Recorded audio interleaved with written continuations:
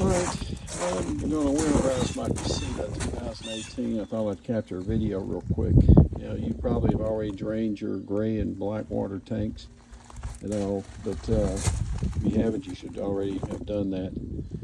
And then on the water heater, what I do is I open the pressure release valve, take a 1 1/16 and open that anode rod, and there'll be some water and pressure in there. I take that out.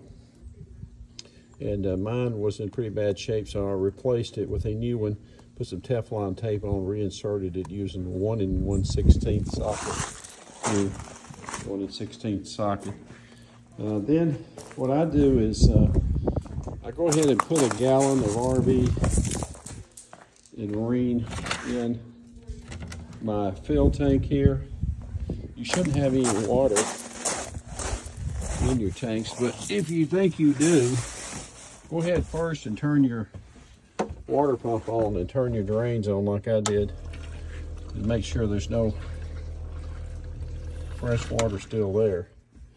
And when you put that first bottle in, it'll mix with any that's in there and pressurize and pull that out. And then my second bottle I put in will give me just pure pink water when I run it through the system. Now, the bypass valve for the hot water heater is under your cover, and I'll show you that real quick. Raise it up and you'll see your blue line here. You'll have to reach behind here and there'll be a valve. It will be in the up-down position. What you'll want to do is turn that valve that direction to a 3 o'clock position, and you just reach behind with your hand, you'll fill the valve and turn it up. That way we'll bypass this hot water heater. We don't want to have to fill this with pink antifreeze stuff. So we'll bypass that. We want to make sure we get the water out of this pump. So I'm going to use the pump now. Put a 2nd gallon of RV coolant in my opening there. And I will use the pump then now to pull the pink straight through. Remember, I've already done 1 gallon. I use 2. Now, some people will use a blowout line and blow the water on the city fill point outside. But I just let the pump pull the pink in by using 2 gallons. So this cost me an extra $3 or so, but you can prefer as an option, you can take a city fill point here and your city fill point. You can use that and use a air compressor to blow the air out, but I'm just going to use now a 2nd gallon. I'm going to put in, I'll go back in again, pull the pump open and let it then pull this pink right into the lines. And then I'll close everything up and I'll be done. I'll turn that valve, if you want to, you can turn that valve back to open position, but or just remember when you pull it out next year to use it, that you turn that valve back open. All right, so let me get this 2nd gallon in and we'll go from there. Okay, now I just used the funnel and I put that 2nd gallon in and we'll close the cap now. I'm really done out here. The rest of this is to go in now. Turn the pump back on again. Remember, I did it the first time with 1 gallon, just to pull it through. Now I'm going to do the final gallon.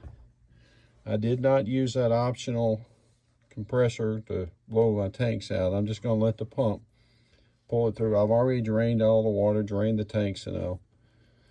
I'm going to pull this 2nd gallon through now by just using the pump. You can see I'm already getting pink here, so I'm going to shut this off and I'm going to go around to each one. The goal is to pull. There's pink, you can see, and same thing in the faucets. So I'm just letting the pump do the work for me.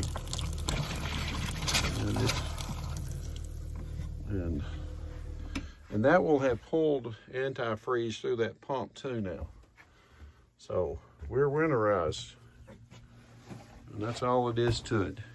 Like I say, you can use that city water inlet, and you can put a compressor on there, a small little compressor with minimum PSI, and blow air through the system. But in lieu of that, I just use 2 gallons of the antifreeze. I use that first one as a primer, just to make sure if there's any excess water, it comes out with it. I follow back with a second bottle, which gives me at that point, it should be pretty much pink, totally pink. And don't forget also, you're doing your inside, go ahead and check your shower. If you have an outside external shower, make sure you pull the water out of it too. You should be good to go. Let's see if I have this, I'll show you. This was my anode rod, anode rod that came out. You can see it sacrificed the front, so I went ahead and replaced that. And I just keep these spares available each year. Depending on how hard your water is, every year when you service this, probably be a good idea to go ahead and replace it. You can see the sediment that's come out. And here's my outside shower, so I'll check that again. Otherwise, I'll pack her away and we're good to go. Thanks for watching.